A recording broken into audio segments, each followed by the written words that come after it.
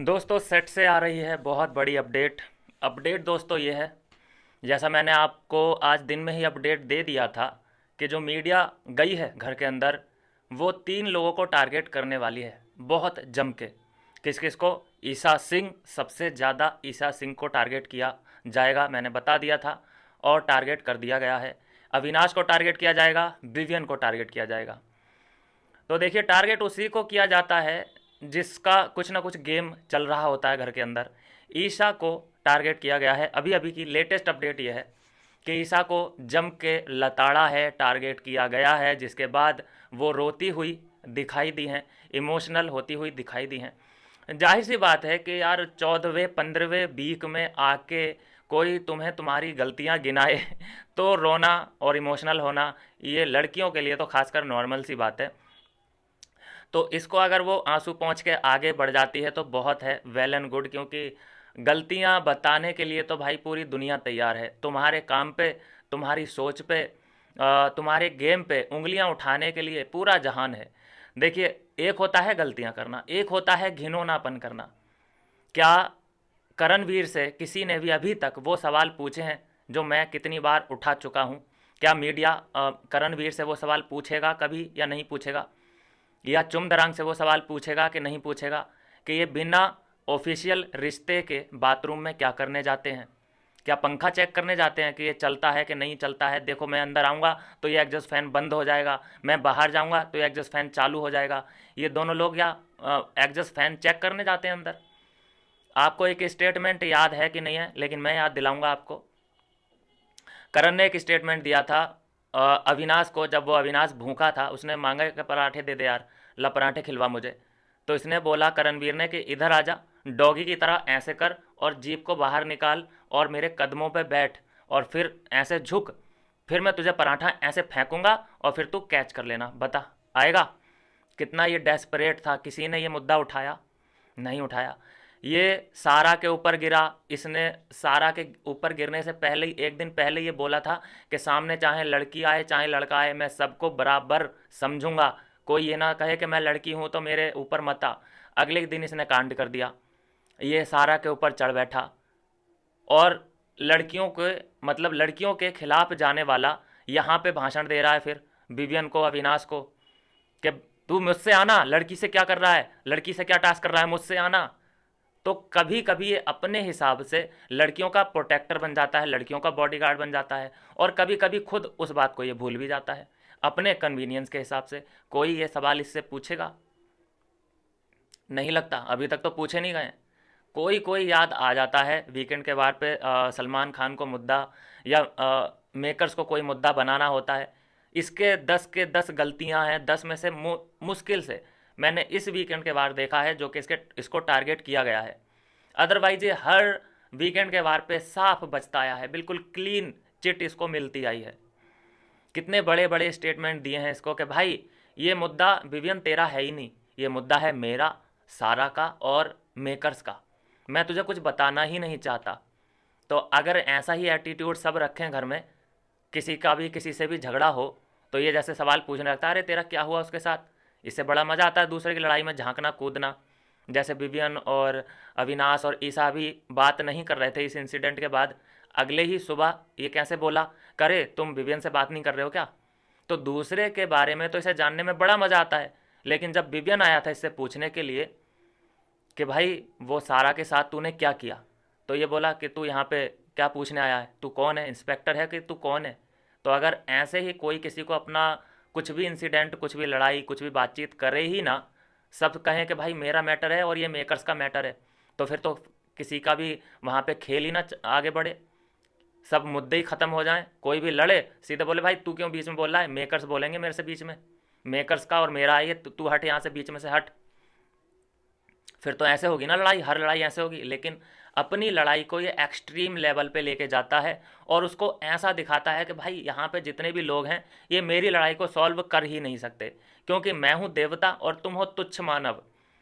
ये वो ऐसा ये हमेशा प्रिटेंड करवाता आया है। जैसे कि अविनाश को ये कैसे बोलता है, अरे चुप चुप चुप, देख रहा है ना कि सलमान और मैं बात कर रहे हैं, चुप। ये एटीट्यूड है इसका, कितना गंदा एटीट्यूड है। दूसरों को इतना छोटा महसूस करवाता है ये कि तू करण से बोलने के लायक ही नहीं है तू, तेरा स्टैंडर्ड पहले यहाँ पे लेके आ। ऐसा ये प्रिटेंड करवाता है अपने आप को, इसकी औकात है इतनी की, इतनी औकात है इसकी। तो मैंने तो बोला था देखो ये पहली बार नहीं हो रहा है, ये दूसरी तीसरी चौथी बार हम देखने वाले हैं। देखिए स्टेज पे बुलवा बुलवा के हम देख रहे हैं कि विवियन को पिलवाया जा रहा है, ईशा को पिलवाया जा रहा है, अविनाश को आईने दिखाए गए हैं।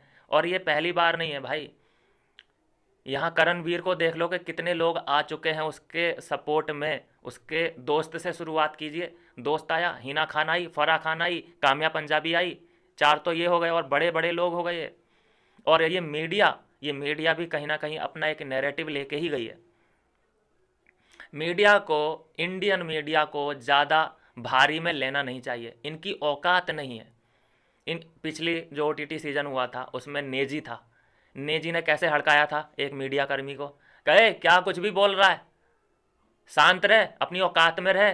कैसे आ गया वो लाइन पे, उसकी वीडियो आई ना फिर बाद में, कह रहे भाई तुम तो बुरा मान गए ये वो। भाई ज़रूरी नहीं होता है कि हर सवाल का तुम जवाब दो, सीधे बोल के अबे चल नेक्स्ट क्वेश्चन पूछ, नहीं देना इसका जवाब, सीधे बोलो वहाँ पे। ज़रूरी भाई तुमने उसका लेके थोड़ी ना खा रखा है मीडिया का, वो मीडिया थोड़ी ना तुम्हें वोट करने बैठा है, वोट तो जनता करेगी। वो भी अपना नैरेटिव, वो फालतू के क्वेश्चन इसीलिए पूछते हैं कि उनका अखबार चल सके, उनकी बनाई गई वीडियो चल सके, इसलिए वो कंट्रोवर्शियल सवाल पूछते हैं। ज़रूरी नहीं होता कि मीडिया को हर क्वेश्चन का आंसर दिया जाए। तुम गलत साबित नहीं हो जाते हो अगर तुम कह दो कि भाई अगला क्वेश्चन पूछिए, मुझे पसंद ही नहीं आ रहा तेरा सवाल, बस ऐसे कहो, क्या कर लेगा वो। और तुम अगर उसके हर क्वेश्चन का जवाब देने लग जाओगे, जस्टिफाई करने लग जाओगे, तो फंसते जाओगे फंसते जाओगे फंसते। यहाँ इस पूरी जर्नी में सभी ने कुछ ना कुछ गलतियाँ कर रखी हैं, लेकिन जो घिनौनापन कर रखा है वो करण, चुम और शिल्पा को छोड़ देते हैं। शिल्पा ने नहीं किया है घिनौनापन, एक चुम को बोलूँगा मैं, घिनौनापन किया है उसने, करण को बोलूँगा और चाहत पांडे को बोलूँगा। चुम के कितने इंसिडेंट हैं, किसी ने अभी तक कोई सवाल पूछा उससे कि तू बाल क्यों पकड़े। चलो वो वहाँ पे बोला है कि मैंने सारा को नहीं गिराया, वो खुद गिर गई, चलो मान लेते हैं। ये इसने जो चुम ने उसका 15 मिनट तक बाल हाथ में रखे थे, पकड़ के रखा, किसी ने मुद्दा उठाया, कोई मुद्दा बना उस बात का, घर वालों ने या करण ने या शिल्पा जो अब चीख रही है चिल्ला रही है, श्रुति का जो इतना चीखी चिल्लाई, किसी ने मुद्दा उठाया उस बात का कि तू कैसे इसके बाल नोच रही है। कोई मुद्दा नहीं बना उसका, ना वीकेंड के बार पे बात हुई, जबकि ये इंसिडेंट रियल है। खुद सलमान खान ने बोला है कि इसने बाल पकड़े थे उसके, तो झुटलाया तो नहीं जा सकता ना। तो मुद्दा तो नहीं बना, लेकिन एक बार इसने, चुम ने चाहत को पकड़ लिया था पीछे से, मुद्दा बना उस बात का, नहीं बना। एक बार चुम ने चाहत को पकड़ा था गैस स्टोव के पास, चूल्हा उला का जो इंसिडेंट हुआ था, मुद्दा बना उस बात का, नहीं बना। मुद्दे जो होते हैं वो जुड़े हों अगर ईशा, अविनाश और विवियन से, वो ही वोल्केनो की तरह उछलते हैं ऊपर, बहुत हवा में जाते हैं। लेकिन अगर इनके आपस का कोई मुद्दा है, मसला है, वो उधर ही ख़त्म। बड़े बड़े इंसिडेंट में देख रहा हूँ कि उसी दिन ख़त्म हो जाते हैं, कोई बात ही नहीं करता उन सारे इंसिडेंटों पे। तो मेरा यही कहना है कि ये मीडिया कर्मियों की 2 पैसे की औकात नहीं है। इन लोगों ने अगर ईशा को टारगेट किया है, ईशा की 2-3 गलतियां हैं जो मैं भी कई बार आपको बोल ही चुका हूँ। ऐसा तो नहीं है कि हम ईशा की गलतियों पे ऐसे बेपर्दा करके मतलब नज़रअंदाज करते आए हैं। हम बोलते हैं कि एक गलती हुई है उससे, जो उसने विवियन का फ्रेम लेके वो फ्रिज हो गई, उसका आंसर हमें आज तक नहीं मिला। तो देखो अगर मीडिया कर्मियों को सिर्फ एक को ही टारगेट करना होगा तो वो किसी भी हालत में कर देंगे, सिंपल है। जिसको वो टारगेट करना, भाई इतनी बड़ी जर्नी है, 3 महीने इन लोगों ने बिताए हैं, तो ऐसा एक भी कंटेस्टेंट नहीं है घर के अंदर जिसने कोई गलती ना की हो। लेकिन एक होता है गलतियां करना, एक होता है घिनौनापन करना। तो घिनौनापन जिसने किया है, अगर मीडिया कर्मियों ने उसे टारगेट नहीं किया है, तो फिर आज शाम को मिलते हैं। ये एपिसोड जब आएगा उस पर हम रिव्यू करेंगे, जमकर इन्हें गालियाँ देंगे सालों को। इनकी क्या औकात है जो ईशा, विनाश या फिर विवियन से टेढ़े मेढ़े क्वेश्चन पूछें। साला तुम्हारी रैंक देख लो पहले, मीडिया कर्मियों अपनी रैंक देखो, वर्ल्ड पे कौन से नंबर पे आते हो। लास्ट में कोई नंबर है तो वो दिया जाता है तुम्हें। तो यह है दोस्तों अभी की अपडेट। पूरी रिपोर्ट जब आ जाएगी कौन कौन से सवाल थे जो इन लोगों ने पूछे हैं ईशा से, जो कि वो रो चुकी है, रो रही है। और ऐसा ही होगा, क्वेश्चन तो ऐसे आड़े टेढ़े पूछे गए होंगे कि तुमने विवियन के साथ गलत किया, या तुमने अविनाश के साथ गलत किया, या विवियन के ही बारे में ज़्यादातर होंगे कि तुमने विवियन के साथ गलत किया। तो अब यहाँ विवियन का भी मूड देखना पड़ेगा। कभी विवियन को करण की और चुम की बातें अच्छी लगने लगती हैं, कभी अविनाश की और ईशा की बातें अच्छी लगने लगती हैं। तो अभी मीडिया से ये सब इंटरेक्शन हुआ होगा, तो जब कुछ असलियत का पता चला होगा विवियन को, तो फिर ऐसा ना हो कि फिर से वो दूरी बना ले इन दोनों से। तो बहुत गलत दिखेगा फिर सीन, अगर ऐसा होता है तो।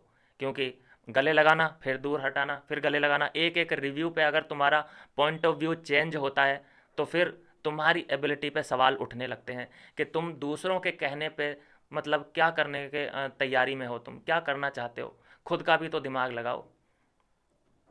तो यह है दोस्तों अभी की अपडेट। देखते हैं बाकी कितना रो रही है ईशा और क्या क्या सवाल पूछे हैं। मिलता हूँ नेक्स्ट वीडियो में नई अपडेट के साथ।